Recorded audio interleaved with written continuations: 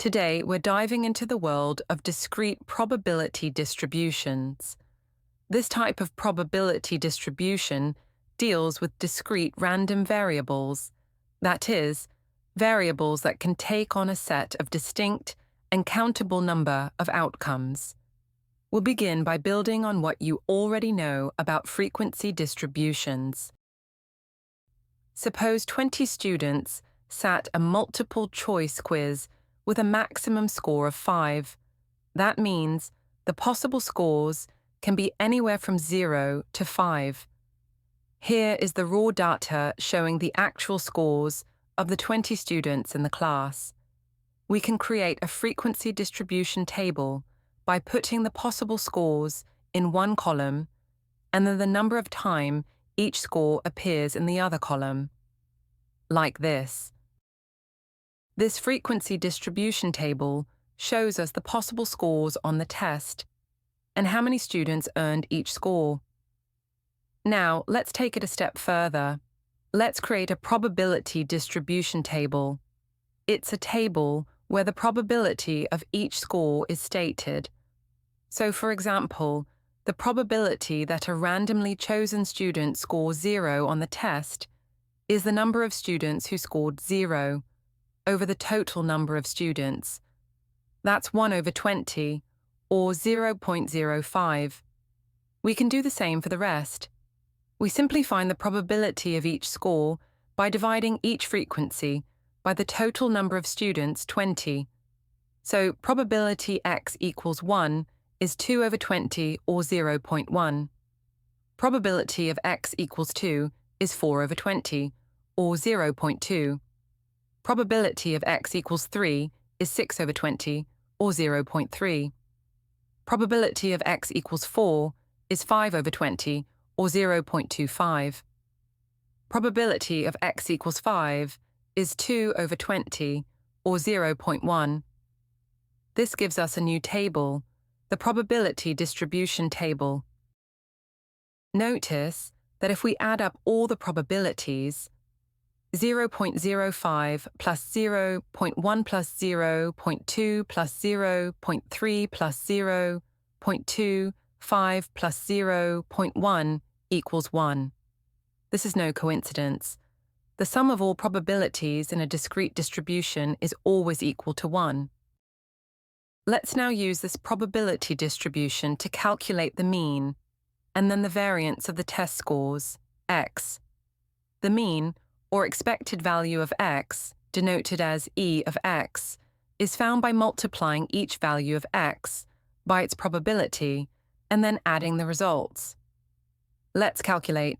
The mean is equals 0 times 0.05 plus 1 times 0.1 plus 2 times 0.2 plus 3 times 0.3 plus 4 times 0.2, 5 plus 5 times 0.1 equals 0 plus 0.1 plus 0.4 plus 0.9 plus 1 plus 0.5 equals 2.9. This is the average score of the class on the quiz. Notice you could also find the average by adding all the scores to get 58 and divide by the total number of students, 20, you would get the same mean, 2.9. Now let's calculate the variance of x. The variance can be found using the formula shown here. It is equal to e of x squared minus the square of the mean. We already found the mean, which is e of x. So now we only need to find e of x squared. E of x squared is the sum of the x squared values times the respective probabilities of x. So we calculate e of x squared is equal to 0 squared times 0.05 plus 1 squared times 0.1 plus 2 squared times 0.2 plus 3 squared times 0.3 plus 4 squared times 0.2, 5 plus 5 squared times 0.1 equals 0 plus 0.1 plus 0.8 plus 2.7 plus 4 plus 2.5 equals 10.1. We can now find the variance by substituting 10.1 for e of x squared and 2.9 for e of x in the formula. So the variance of x is equal to 10.1 minus 2.9 squared equals 10.1 minus 8.4.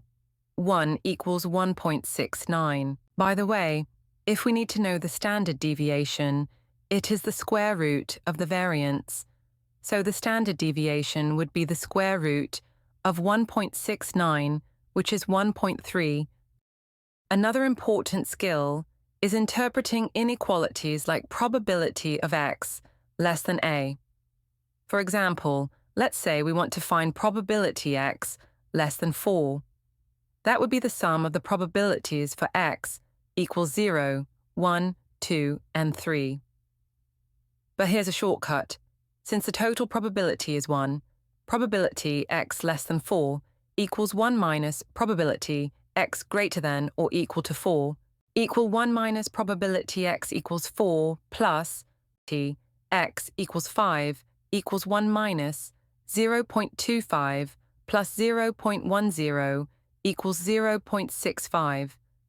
This trick comes in handy when it's quicker to subtract than to add. Here is a summary of the other shortcut formulas. Notice that the or equal to inequalities are only on one side of each equation. Discrete probability distributions help us quantify uncertainty in everyday contexts. It's the foundation for deeper topics like the binomial and Poisson distributions, which we'll explore in upcoming videos. If you found this lesson helpful, like and subscribe to Adobe Math Lab. And as always, keep asking questions, keep learning, and stay mathematically curious.